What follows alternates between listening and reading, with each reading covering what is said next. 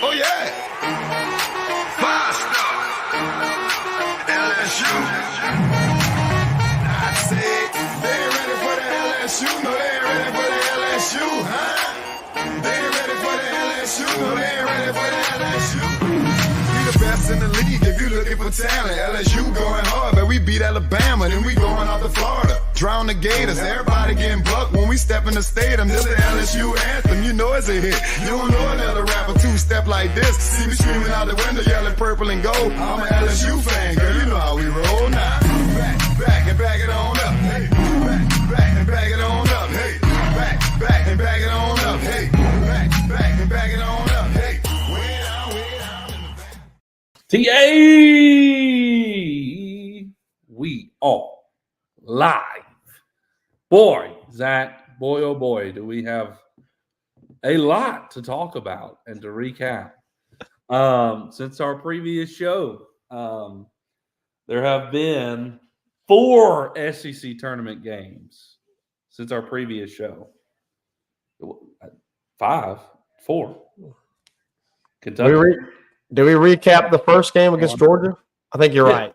You're Yes, right. 4 SEC tournament games later, boy, oh boy, did the LSU Tigers have a heck of a run in Hoover, making it all the way to the championship game. Obviously, the Tigers came up 1 run short of championship in Hoover. It was tough, but I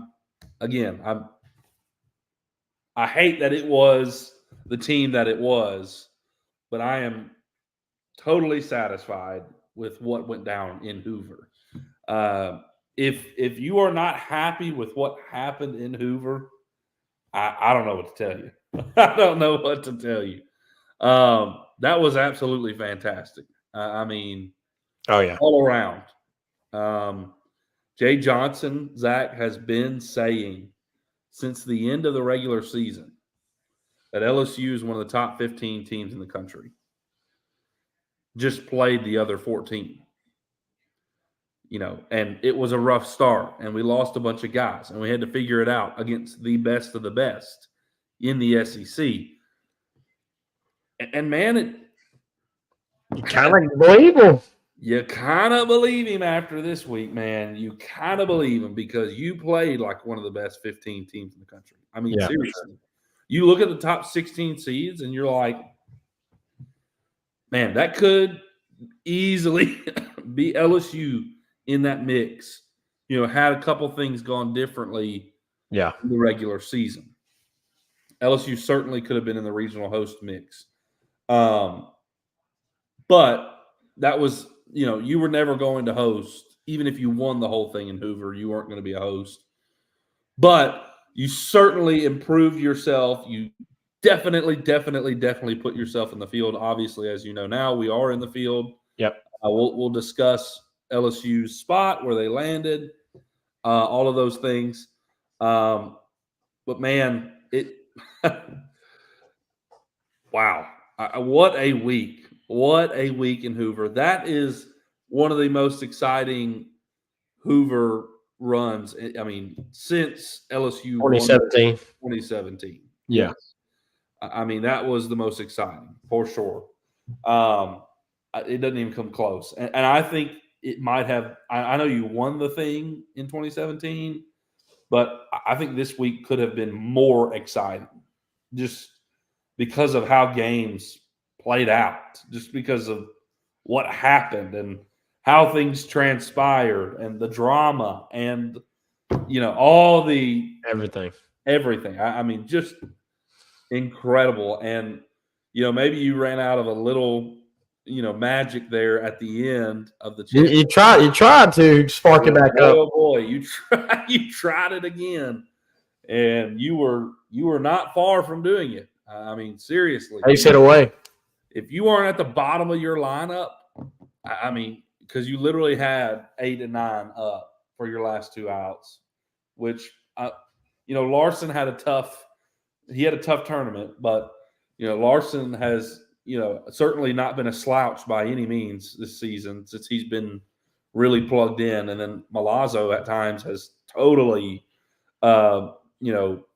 hit in the clutch and come through for you in certain moments this year.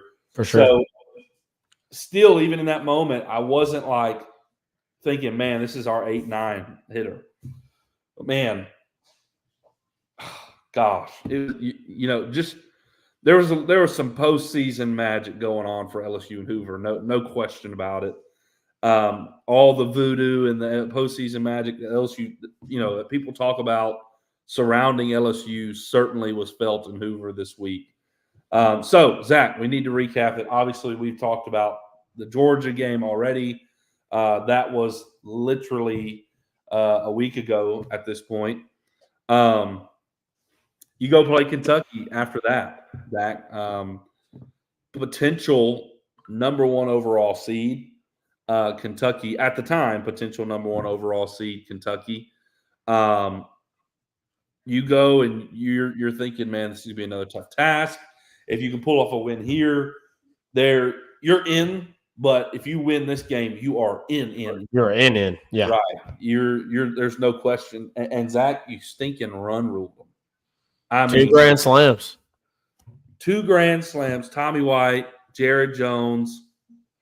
But what we cannot ignore, Zach, is that Gage Jump and Luke Holman seem to be at their absolute best right now. And there's no better time to be at your absolute best than right now heading into the regionals. Yeah.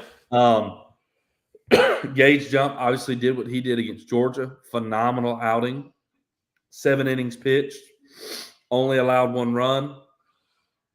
And then you go give the ball to Holman in the Kentucky game, and he goes out and pitches 6 hitless innings against one of the most potent offenses in the entire country. Yeah, it was really impressive. If not the best offense, certainly one of the best offenses in the country. Georgia may have something to say for that, but you only allowed 1 run against Georgia. It was a heck of a performance for Luke Holman. Absolutely phenomenal. Could not be more proud of him and what he did. And man, they were raking that day.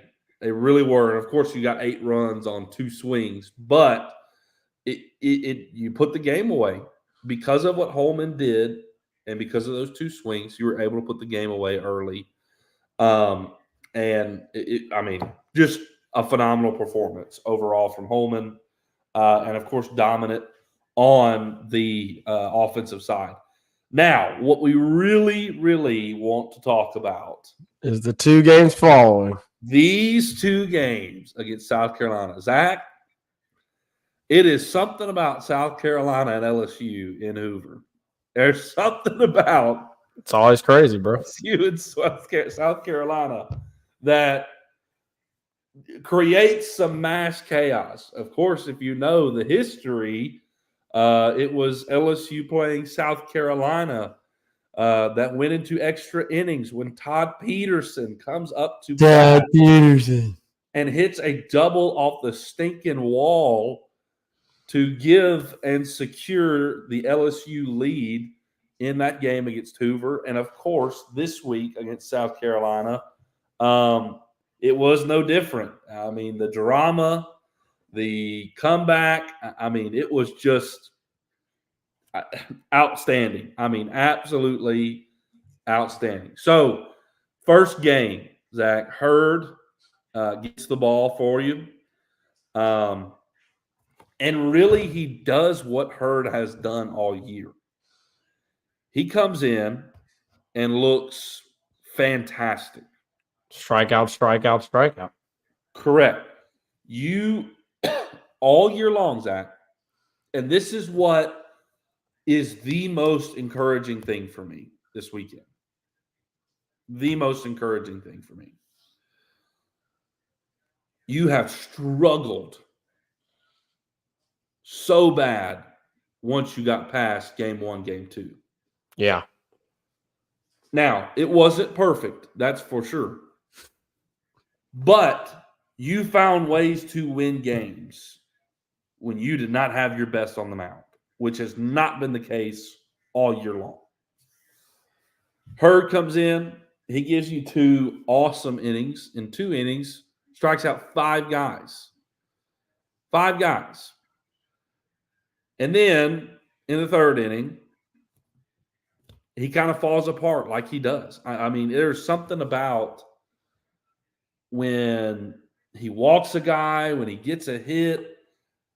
It's like when he's got to pitch out of the stretch, he struggles, Zach. Yeah. And, of course, bases get loaded. You give the ball to Ackenhausen, Zach, and what happens? Think. Yes. None other than who is up to bat? Cole stinking Messina comes up to bat with the bases stinking loaded. And very first pitch off of Nate Ackenhausen goes yard. At that point, I think a lot of LSU fans were like, okay, the Magic's run out. Like, we had our 2 best arms. Yeah. You know, our offense was great. Now the Magic has run out. Yeah. Little did we know. Little did we know. Little did we know. Yeah, obviously, you grand slam for Cole Messina, and it's a huge gut punch. The very next inning, though, you tie it up. It was 5-1. You get 2 runs in, or 3 runs in, actually. And then Jake Brown comes up and gets a 2-run home run. Or, excuse me, 2 runs. 2 runs, yeah. 4, I'm sorry. Yeah, Travinsky doubled to score Pearson, then Milam singled to score Travinsky, and then, of course. That's right. Yeah. Jake Brown goes yard in his first appearance in the Hoover Met and ties the game up 5-5. I mean, just like that. Yep. Jared Jones, an inning or 2 later, goes yard. It was in the 5th. And makes it 6-5. And then you get back to that spot in the lineup. And I can't remember who was pitching, then, because at that point you began to rotate a bunch of arms. They scratched across, what was it? It was 5 1 runs. No, well, you remember after Jones took the lead on the homer, they scratched across a run. That's right. To tie it up 6-6. Then we scratched across a run in the 6th as well to make it 7. And then it was the big inning in the 6th for them. 4. Yeah, where they scored 4. That's right. Both on, they had the 2 RBI single by Messina and then the 2 RBI single from Nolan. Yeah, from Nolan. That's right. Yep. And at that point, you're like, okay, you come back from down 4 already. You're probably not going to come back down from 3 again. Right? Well, you did. It was 10-7 at that point, going to the 7th. And the Tigers went 4 up, 3 down, lead off walk, and then did nothing the next 3 guys. So, yeah, you had 2 innings and you were down 3. Yes. In the 8th inning, correct? You scored 2 on the Pearson. He hit it hard, but it goes under. Didn't get the glove down. Casa, which, by the way, that was a really interesting. It's Casas, or however you pronounce his name, Casas. Gavin Casas had played third base that entire night. Yeah. And they made a switch, and he went over to first, and that may have been the first ball that came to him at first base. So maybe a little luck of the draw for the Tigers that Pearson hits it right at a guy who, is just now playing the position on the night. And it looked like thought it was going to hop a little bit higher than it did, and it just skid underneath him. I mean, literally, he plays for the hop, and it doesn't hop. and it literally goes between his legs. And you scored on those, 2 runs on that. It was a huge moment. Bases loaded, and You get a chance to tie it up. Still, right? JP, your veteran, comes through for you. You had a chance to tie it up, but you didn't, and you're like thinking, "Crap!" Now you got to go to the 9th. Of course, you were at the top of the inning at this point. You played at the top of the inning because you were still the lower seed. Then in the top of the 9th, I can't remember how it was. It Jake Brown that gets was that inning when he gets the bunt triple? At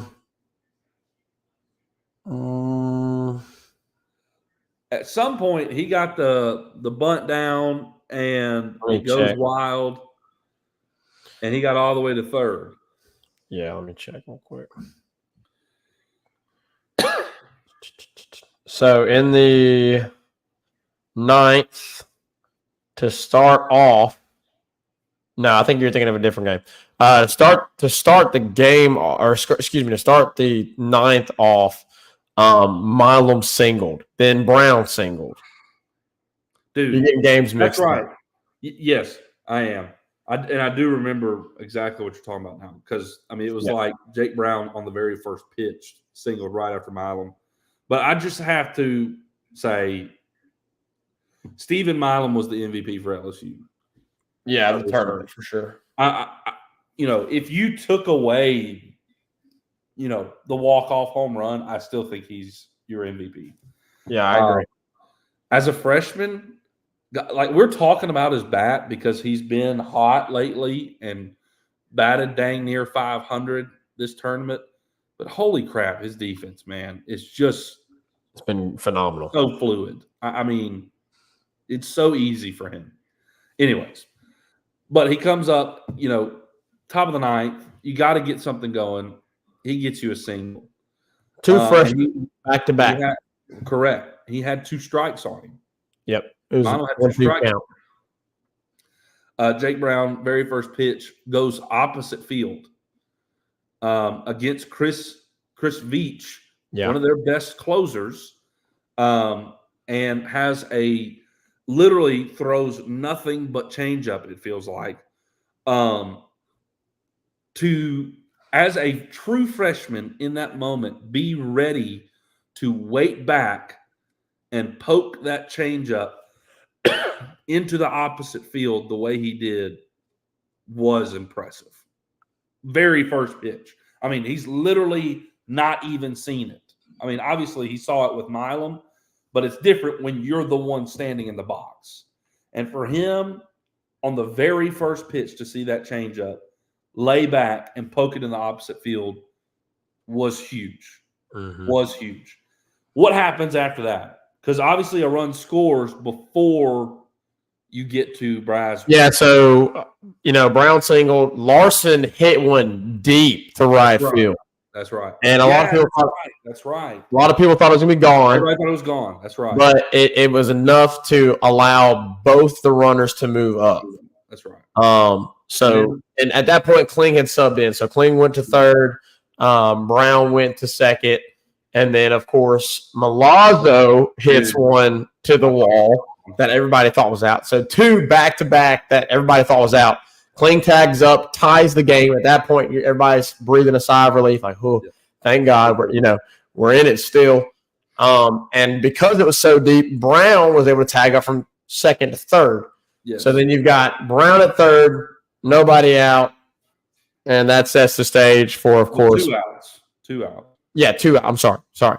2 outs because of both of the sacrifice flies, and that sets the stage for Michael Braswell against his former team. Can you not get it any more storybook?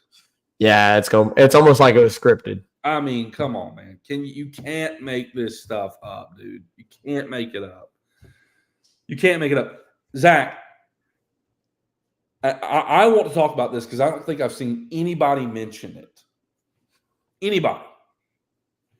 Michael Braswell in this at bat, forget all of the South Carolina, Ellis, he's transferred. Forget all of that. Let's just talk baseball. The dude has come in, Veach, and thrown 24 straight changeups. 24 straight. Yeah. Michael Braswell has a 2-2 count on him. And for the first time in this guy's entire outing, he hums a 93-mile-an-hour fastball.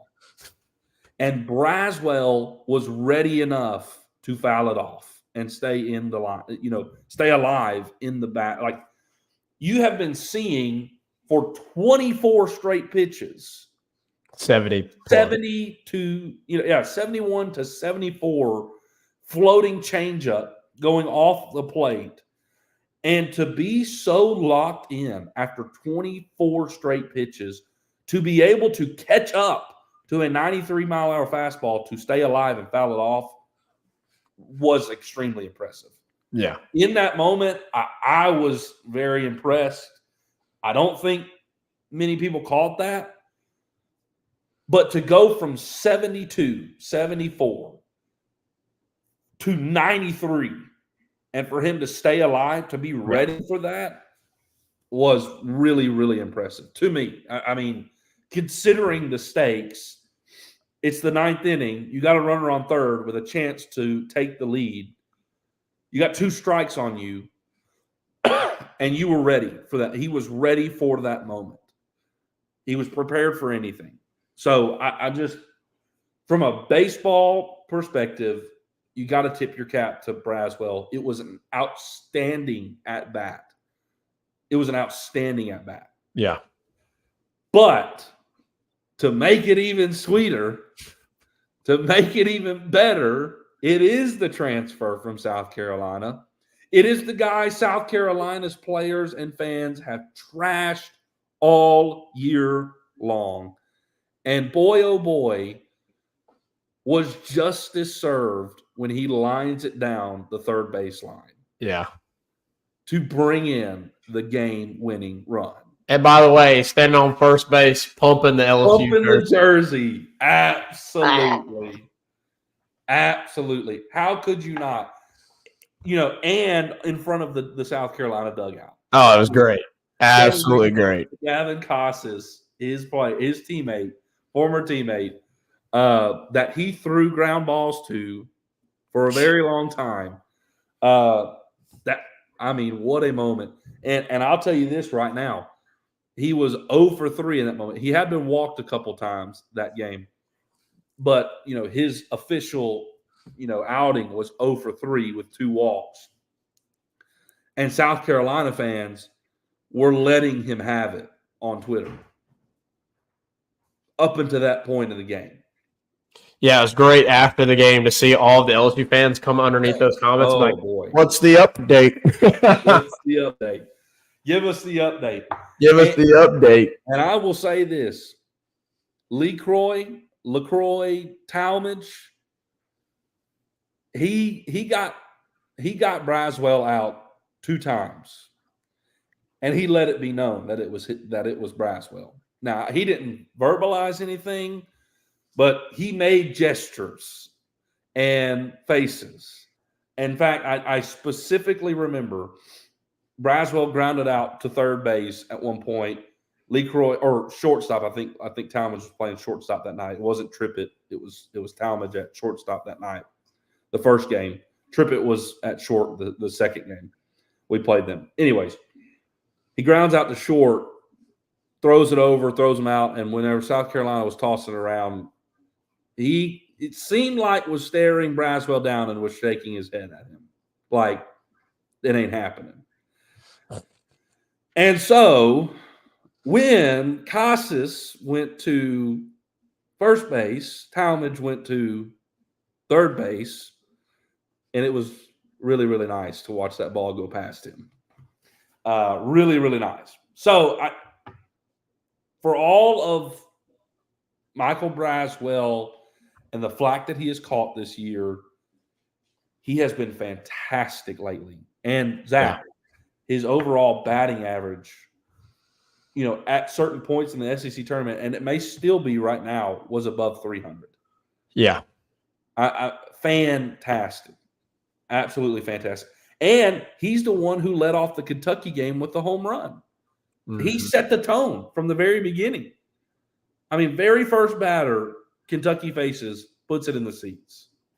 I mean, he has become a leader in the way that he has been playing and the way that he has developed and overcome what he was. He's become a leader because of that. Yeah. And that was the moment for him. Like that, he needed that.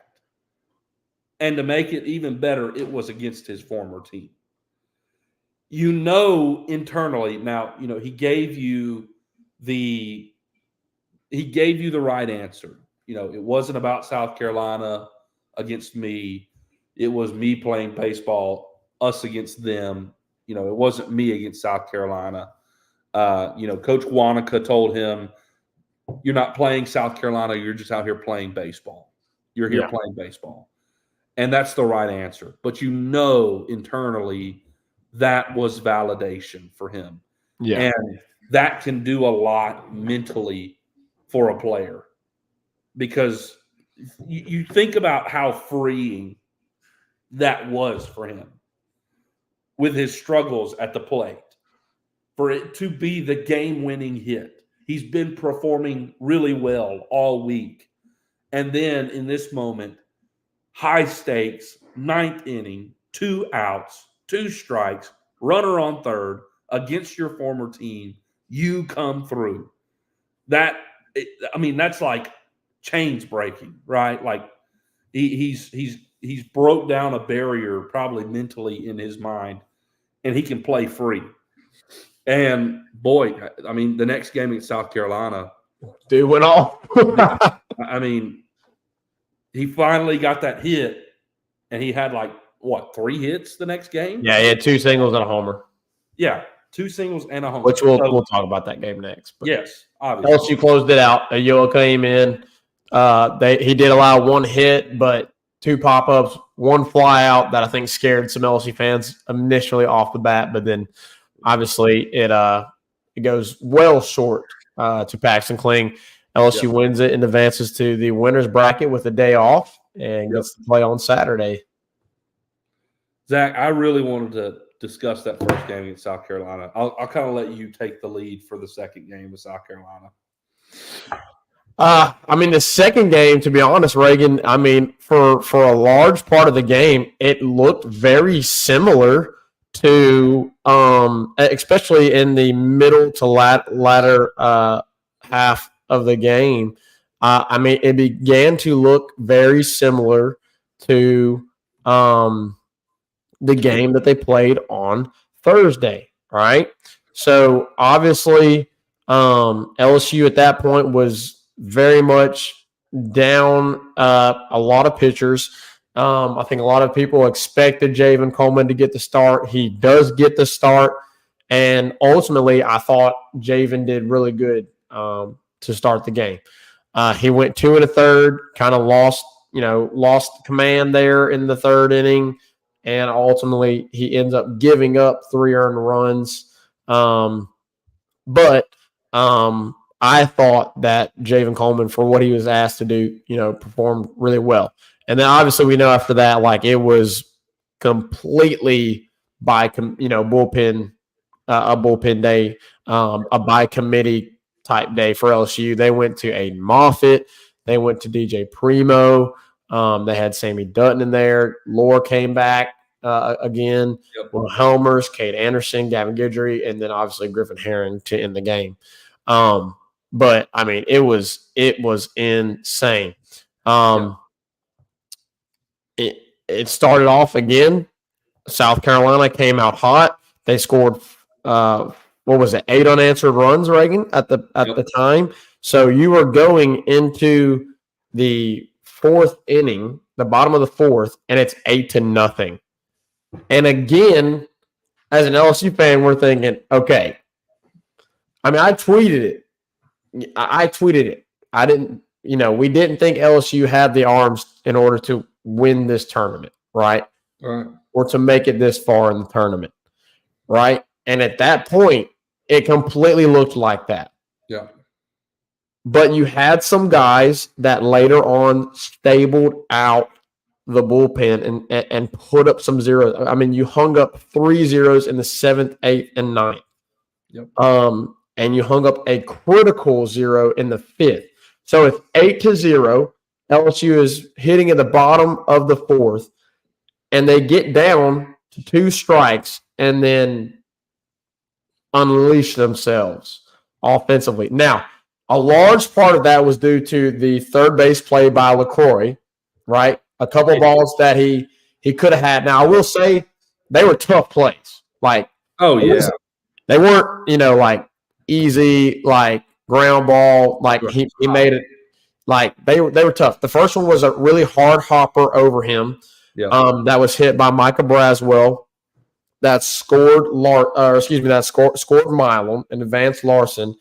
And then the next one was at that point, and then they loaded the bases. I think that we walked one in, right? Because Jared Jones walked, so then it made it 2-8. Then Josh Pearson comes up, and he did not have a good at bat. If y'all remember that at bat, it was not a good at bat for Josh Pearson. I remember being very frustrated at that at bat by Josh Pearson because if I remember correctly, he chased 2 pitches out of the strike zone, got down in the count, but came up with a clutch hit with 2 strikes on him up the middle with the shift, and LSU scores 2 more. And at that point, you're like, okay, we're back in it. But they weren't done. They weren't done at that point. Then Travinsky hits a scorcher down the third base line. Could have the play been made?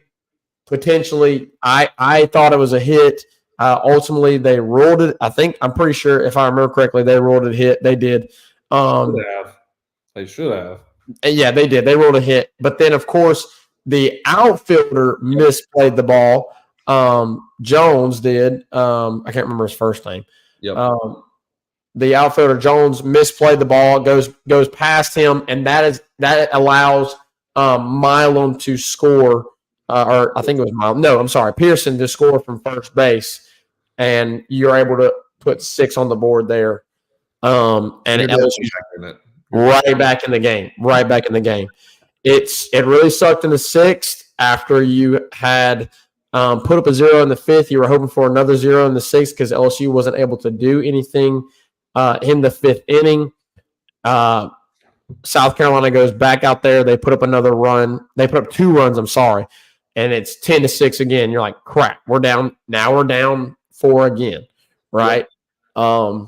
So, like, after making it 8-6, you're like, okay, 2 runs, we're within spitting distance. They scored 2 more late in the game. I mean, it was just like the other game, right? They took a big lead. You came back, made it a game. They took another lead, and you're thinking, crap, this might be the end of the game.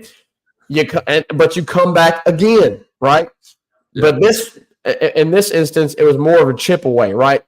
Of course, you had Jones. He homered in the 6th inning to make it 7-10. Larson was able to hit a sacrifice, and of course, Braswell homered there in the 7th inning to give us 2 runs in the 7th, and to bring it to within 1. And then that's when Reagan you had when we were able to score on the sacrifice. You had the sacrifice bunt or not sacrifice. I'm pretty sure Brown was bunting. So they pulled LaCroix in the 5th. Yeah. Pulled him after making the 2 errors. Because of the 6th, yeah. Right. Put Davis out there, and then he makes 2 critical errors in the 9th, which gave LSU the time. So instead of allowing the pitcher to come cover the bunt by Brown, he comes and plays the bunt and goes to third base like anybody's there. Hello, you just left it. Third baseman. loses his mind because of that. Like, oh crap, that's right, I'm not there. I've got the ball. In a panic, tries to throw to first base and sails it, and a bunt, what should have been an out on a bunt, turns into a bunt triple, and then obviously Milazzo. Well, I think that at that point Milazzo was it the Milazzo that made the bunt? No, Brown was on. I forget how Brown got on. How did Brown get on? Let me check that again. There in the ninth. Brown might have got walked. It was Milazzo that bunt. Yeah. I can't remember exactly. Maybe it was Milazzo. No, it was Milazzo. It wasn't Brown that bunted. Milazzo bunted, and that's when that play happened where they overthrew him. And Kling was on first. I think Brown might have got walked. Yeah, Brown got walked. I'm sorry. Brown got walked. They substituted Kling in. Milazzo goes. No. They pinch hit Ethan Fry to open the inning. He hits a scorcher to third base. That's right. Third baseman. That's right. Misplays it, rolls into the outfield. Frey gets to second. Then Milazzo bunts. Kling was at second. Milazzo bunts. Because Kling had subbed in, right? Because Kling was going second to third. Yeah. On the bunt. Yeah. And for whatever reason, the third baseman fields it and looks to third, right? Like nobody's there. That's right. Obviously. And then he turns to first, sails it. Yeah. Kling scores. Tie the game. And Milazzo goes to second. Yeah, and at that point, LSU's like, we might have this in the bag. 0 outs, man on second. Yeah. But Braswell walked. Tommy does an infield fly. Yep. Bear, I think, struck out. Bear goes deep fly. They tag up. That's right. This was what was insane. On Bear Jones' deep fly tag, the center fielder pitches it to the right fielder. And it almost allows Bingham to score the game winner. From second. You know, I totally understand, like, if you've dove out for a catch and you're laying on the ground, like, tossing it up, or you've hurt your arm somehow, or, you know, whatever. It was a routine fly ball. Yeah, standing up, catching it. God's green earth. Did you pitch it to the right fielder? Yeah, that was wild. But they stopped Bingham at third. It was literally a triple cut. Like he caught it, pitched it, he hits the cut man. So that's 1, 2, and then they throw into the shortstop, and he turns to look at home. So it's literally like a triple cutoff. Like that never happens. Yeah, it was pretty rough for the South Carolina defense. Regardless, LSU was not able to score there in the ninth, and you really felt like you had to have it right there. Like you really felt like if we could have got it right there, we wouldn't have to be going to extras, and you know maybe some. And then obviously we all know what happened in the 10th with South Carolina on offense. One of the most bullcrap calls of all time.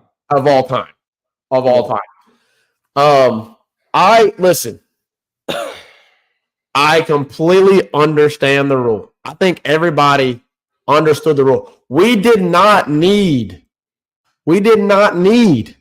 them to come on there and give us a full explanation on air of what the rule is. We did not need whoever the crap it was, the old dude that they pulled up there and had a press conference to explain the rule. We didn't need that. We understood the rule. The problem was you got it wrong.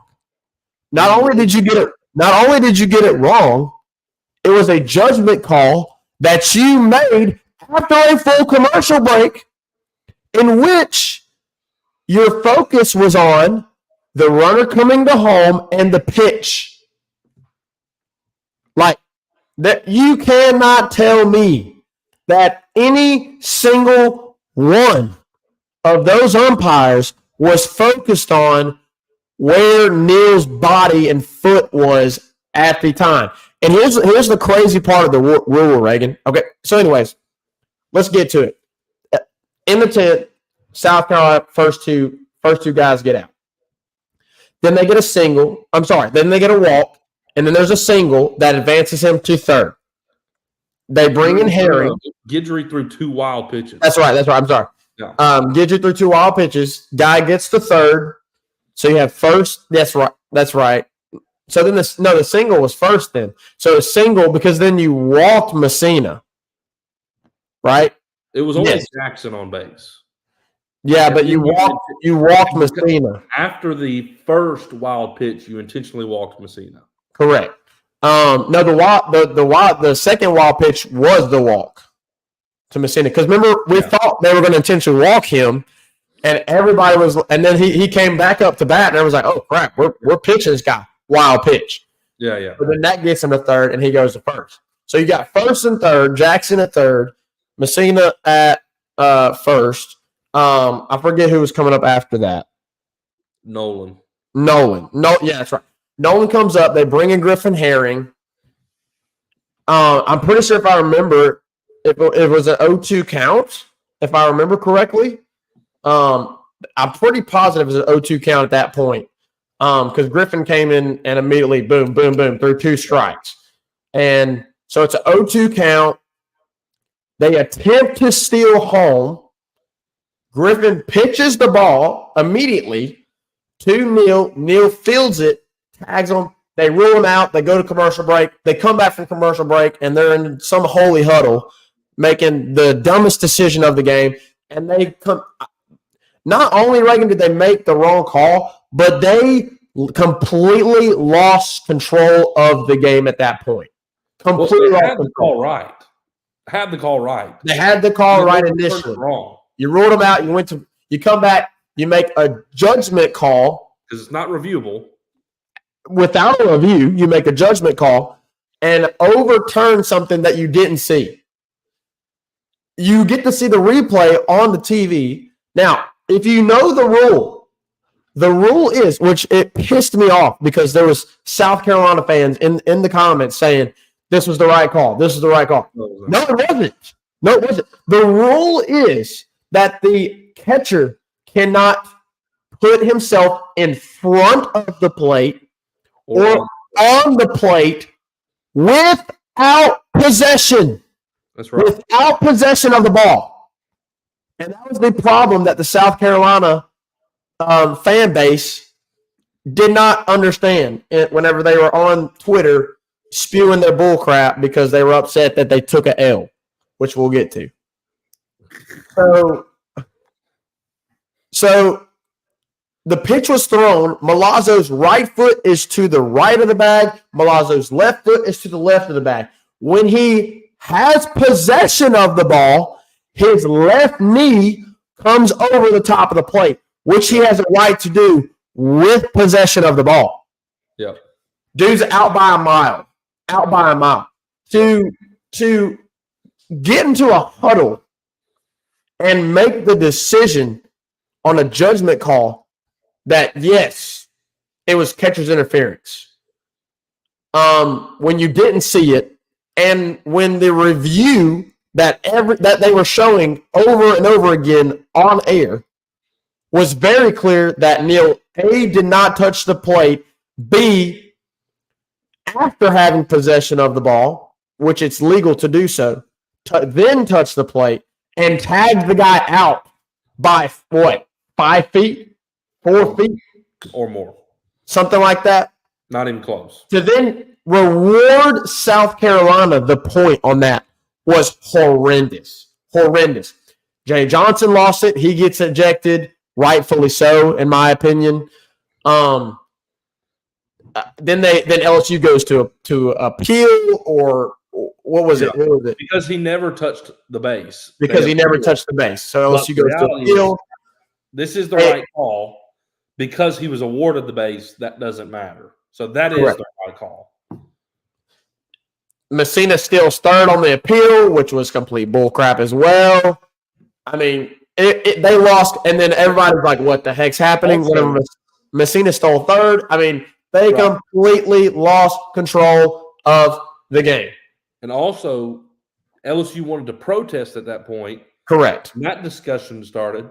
Come to find out, can't protest it. Can't protest. Because it's a judgment call. Because it's just absolutely horrendous. The umpires completely lost control of the game at that point. Completely lost control. Look, my biggest thing, my biggest aggravation is you made the call on the field, right? And that's always important. What's the call on the field? On the field. Even in reviewable calls, if you can't determine when you are reviewing, if you can't determine whether to overturn it or not, what do you go with? The call on the field. Yeah. And you say it stands. The call on the field stands. You cannot even review this call. You didn't review this call. Overturned the call on the field. Terrible. Absolutely horrendous. I don't understand that for the life of me. They harp on the call on the field, and in this instant, it's like it didn't matter. As an LSU fan, this was the worst umpired referee. This was the worst officiating job that I have seen since LSU Texas A&M 2018. It was in football. It was horrendous. Yeah. You lost control of the game because in 2018, when LSU went to Texas A&M, the referees lost control of the game. Lost control. And that's what happened in this game, in this scenario. Yeah. So LSU has to go into the bottom of the 10th. Imagine if LSU was still in top. You would have handed South Carolina the game. The win. You would have handed South Carolina the win. Thank goodness justice was served. And as the T-shirts were printed, the ball don't lie. Ball don't lie. Ball don't lie. You go to the bottom of the 10th. Travinsky has walked on a pitch count rule, which was completely warranted. The pitcher's losing his mind on what the heck's going on. 1, 3, 2, 1, 0. He's trying to. This is messed up. The thing's messed up. Doesn't matter. The clock hit 0, dude. Doesn't matter. What drove me crazy is he starts pointing at his hat with 2 seconds left.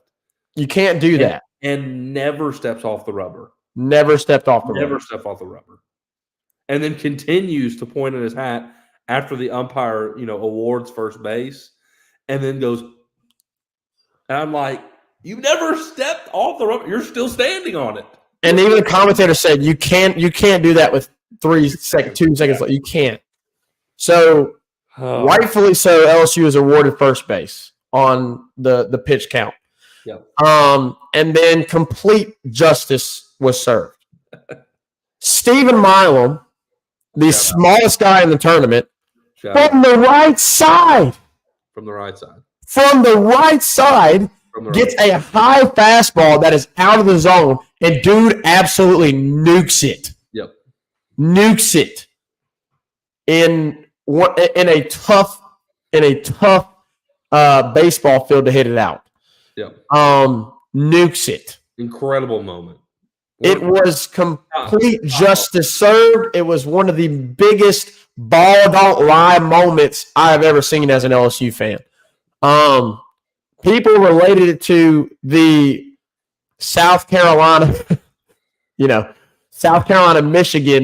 Jadeveon Clowney. Yes.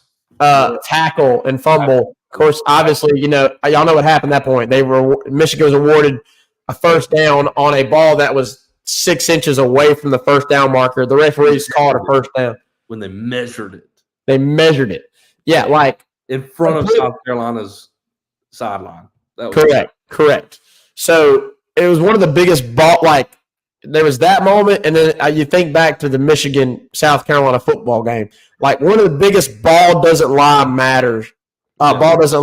moments that I've ever seen. Definitely the biggest ball doesn't lie moment I've ever seen as an LSU fan for an LSU, game.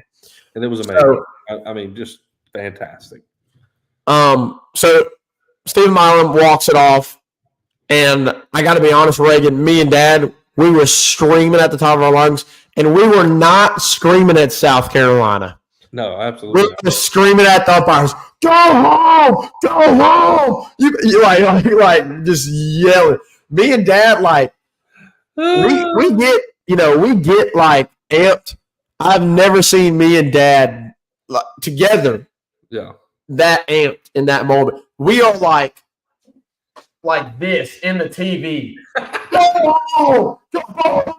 Like just screaming our heads off. Screaming our heads off. Same thing. In the TV. We got a little bit out of character there. Yeah. Probably got a little bit in the flesh as a believer. But we definitely said some things we shouldn't have said, and that we regretted. But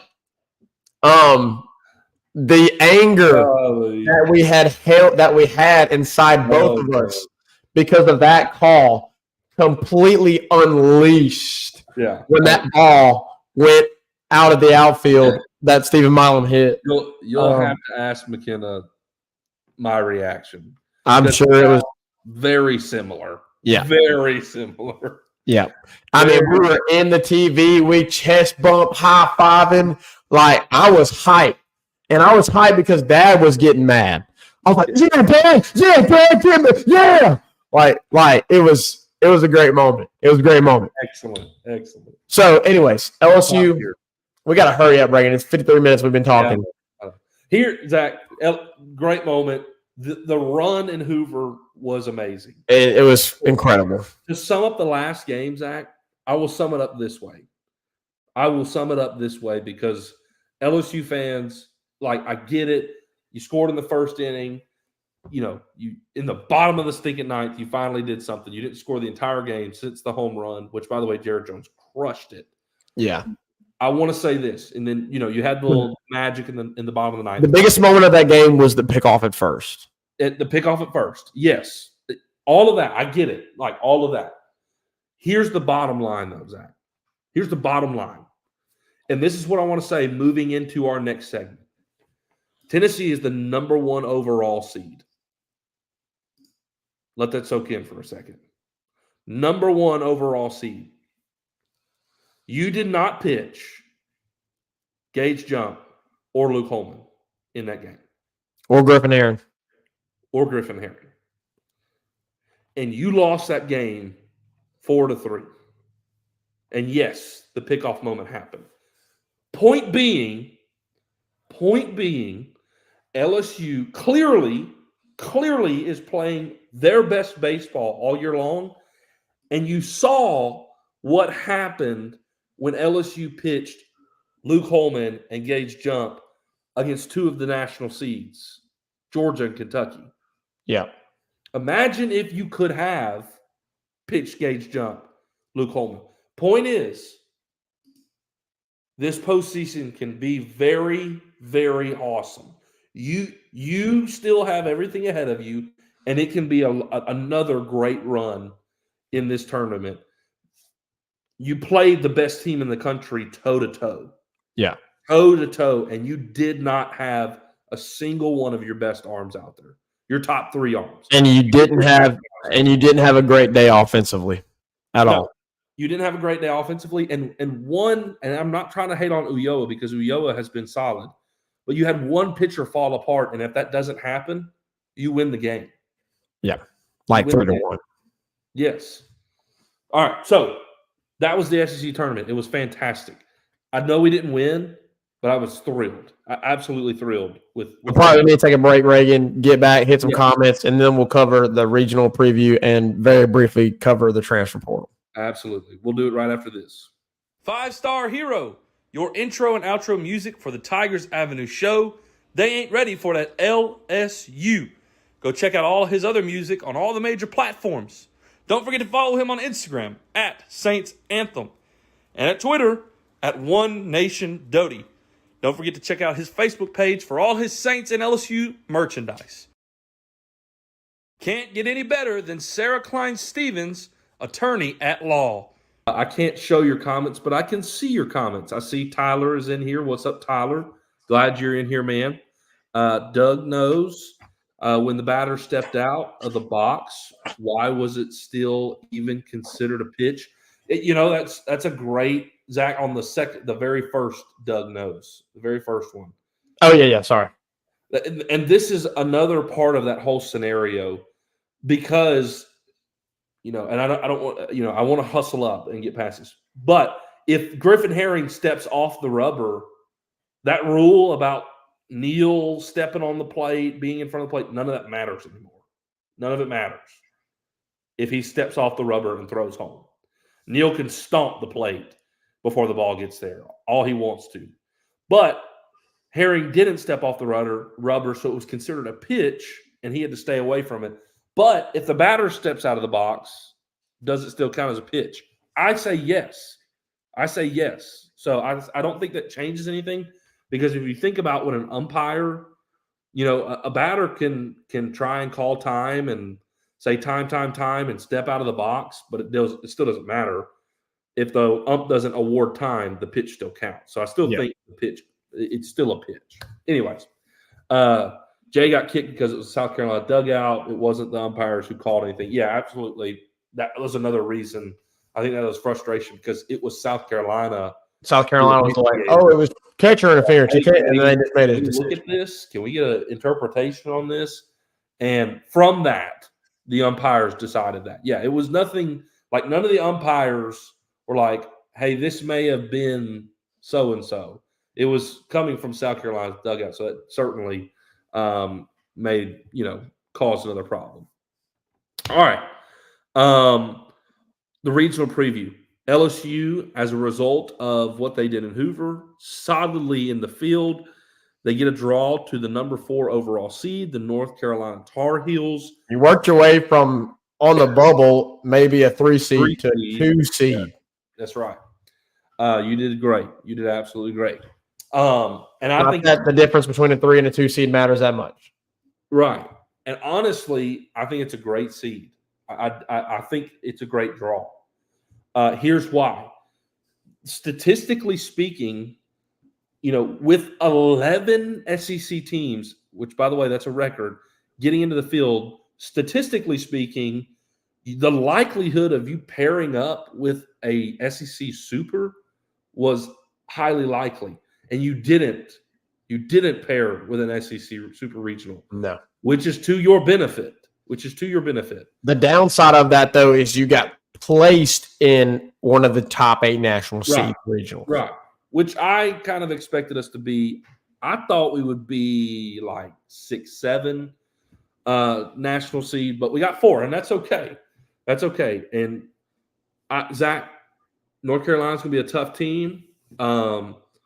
But you got to play Wofford first. And I was going to say, you can't sleep on Wofford. You cannot sleep on Wofford. Let's be real. Wofford's strength of schedule and who they have played, doesn't even come close. But they have the 3rd best team batting average in the country. They score over 10 runs a game. That's like top 2 in the country, if I remember correctly. Their overall batting average is .338. Like, it's a solid team. And their number 1 pitcher is pretty darn good. I'm drawing a blank on his Zach name. Cohen. Jack Cohen. Zach. Zach. Z-A-C. Yeah.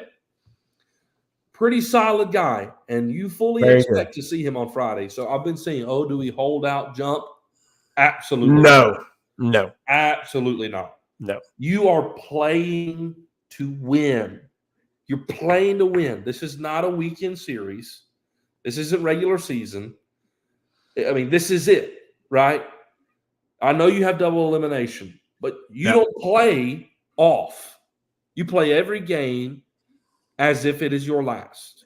Yeah. Because it can be, right? So this Friday, Gage Jump is going to be on the bump. And it will be the best pitcher that Wofford has faced all year long, for sure. No question. Oh, yeah. I will also say Wofford did play Georgia and got run ruled. Okay?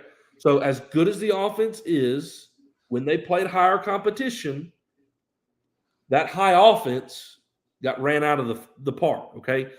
The offense is there, so you need to be prepared for this game. But when they have stepped up in competition, it hasn't gone so well for them. So I think it's a good draw. You got North Carolina, going to be a tough series. North Carolina's number 2. I don't know who he is, but he ain't better than Luke Holman. He ain't better than Luke Holman. They've got a good staff ERA. It's about the same as LSU's. It's slightly better than LSU's. But they're playing the ACC, and LSU's playing the SEC. ACC. Which, by the way, ACC got hosed. Hosed. Every single ACC team that is hosting a regional drew an SEC team at 2. Yeah, every single one of them. It's brutal. Every one. That hosed. I mean, that's probably a large result of LSU, or not LSU, the SEC having a record-breaking 11 teams in. So yeah, that is true. That's true. Still hosed. Yeah, RIP ACC. Anyways, I think it's gonna be a good regional, and you're paired with the Tucson Super Regional, so there's certainly a storyline there. You could wind up against Jay Johnson's former team if you make your way out of this regional. Back to Tucson, his former team. Yeah, that'd be Arizona, which I would be thrilled to do. Oh, I would be pumped. That'd be awesome. Go to Tucson. I think that would be a blast. Yeah, but you got to get through North Carolina first. So it all starts this Friday. This Zach, ironically, well, I don't know if this is ironically. It's kind of shocking. As rich as LSU's postseason history is, this is the first time LSU has ever played postseason baseball in the Eastern time zone. Ever. Really? Yes. Pretty surprising. So the game, for those of you who, I think everybody in this comment section is Central Time. It will start at 11 a.m. Central Time, but it'll be noon for them there in North Carolina. I'm pretty pumped. I'm pretty pumped about this regional. You're in postseason play. It's always better when you're in. LSU breaks the curse, Zach, of champions not going to the postseason the next year. I didn't want to be bracketed in with Ole Miss and Mississippi State. That's good. We're not. In that whole criteria. Like, don't ever say that about us. Like, I don't want to hear that. So we broke the curse. We're different, bro. We different. We ain't like there is one not like the others. Right. Zach, there's no doubt LSU's playing your best baseball right now. For sure. Go in this regional. Don't take Wofford for granted. You play your butts off, and you go and try, and you beat North Carolina the next day because they're probably going to be there because they're playing the Long Island Lutheran Sharks, okay? You're probably going to be playing North Carolina day 2 if you beat Wofford. Hey, you never know. You never know. Dude, if the Long Island Lutheran Sharks beat North Carolina, that's crazy. That's crazy. My girl would be losing it. She's from Long Island, bro. She's probably kind of hoping it's LSU and Long Island there in the next round, in the next game on Saturday. Listen, I'll make a prediction, Reagan. Look, I'll say this too. I think that this is before Omaha. Like, I think this is LSU's toughest task. I don't think a super regional. I think it's going to be more difficult to win this regional than it is going to be to win a super regional. Yeah. And the reason because you have to win 3 games. You have to win 3 games. That's right. We know LSU can win 2 games. And did they prove us otherwise in the SEC tournament that they can win more than 2 games? Yes. Yeah. But with the competition, obviously, is going to be very stout. If you win the first 2 games, you are going to have to win another game against. Let's say you beat Wofford and then you beat North Carolina. Then you're going to have to most likely play North Carolina again. I'm not saying it could be Wofford. Who knows? It could be Long Island. But you're going to have to beat a team again and potentially have to beat them. Have to play another game if they beat you. Right. So you're potentially going to have to play three. You're guaranteed to play 3 games if you win game 1, right? You're guaranteed that you're going to have to play 3 games. LSU really, really needs to win the first 2 games. That'll be the best position for them, because if you lose game 1, if you lose game 2, it's going to be very hard for LSU to come back and win a regional against. Now, if it's North Carolina, that's going to be really tough. It's Wofford, maybe, because their pitching. I promise their pitching staff is not going to be as good as I think LSU's bullpen. As much as LSU's bullpen has struggled, I don't know. We'll have to see how it all plays out. But LSU really needs to win game 1 and game 2, because we know that after that there's a big drop off, and so I think this is going to be their toughest task before Super Regional. If they're going to make it to Omaha, the regional, I think, in my opinion, is going to be the toughest task to overcome before the Super Regional. So we'll have to wait and see, Reagan. But you got one comment in there that I think we do need to address on the postseason. He said, I think Zona can beat beat. Oh, yeah, by DBU. DBU in the box and a Super would be sweet. Yeah. So if Dallas Baptist can win the Arizona regional and LSU can come out of the North Carolina regional, LSU would be hosting the Super Regional. Yeah. So we want to root for LSU, obviously, and we want to root for Dallas Baptist on the flip side, or anybody else outside of Arizona. Although it would be really cool to go to Arizona and play them as Jay's former team. But got to get game 1 first done on Friday. Reagan, do you have a prediction for this weekend? Yeah, I can't pick against the Tigers. I think LSU makes it out of the regional. It's going to be tough, and your point is very valid. Do they win 3 straight? You got to win 3 games. I think you can win 3 straight, because do you win 3 straight? You're talking, Carolina's, 4th guy. If you win game 1, game 2, can LSU in their 3rd game beat Carolina's bullpen 4th guy? Whoever that is, I think you can. I think obviously the easiest route is 3 straight, but they proved to you this week that they can go win 4 games. Yeah. So we'll see how it goes. All right, Reagan, we need to very, very briefly update the transfer portal news. Obviously, Reagan, I think I know the news yesterday that you told me. Anything else outside of LSU adding a punter? I'll make brief mention that LSU did add a punter yesterday from the transfer portal. If any of y'all have been paying close attention to what BK has been saying, BK is not confident in Peyton Todd, and he has made that very well known. He is quoted in a press conference saying that he thought Peyton Todd would take the reins of the punting position, and he has not done that. Yeah. And not long after that statement, you go and you get a transfer punter out of the portal. Reagan, who was it again? You have to remind me. Blake Oschendorf. From Louisiana Tech. So Louisiana guy making a jump up. Obviously, big opportunity for him. Does he potentially stabilize the punting position for LSU heading into the fall? We'll wait and see. Reagan, any other transfer portal news? No, right now I haven't seen anything basketball-wise. You're short up. You're short up. You're not going to see anything else from that.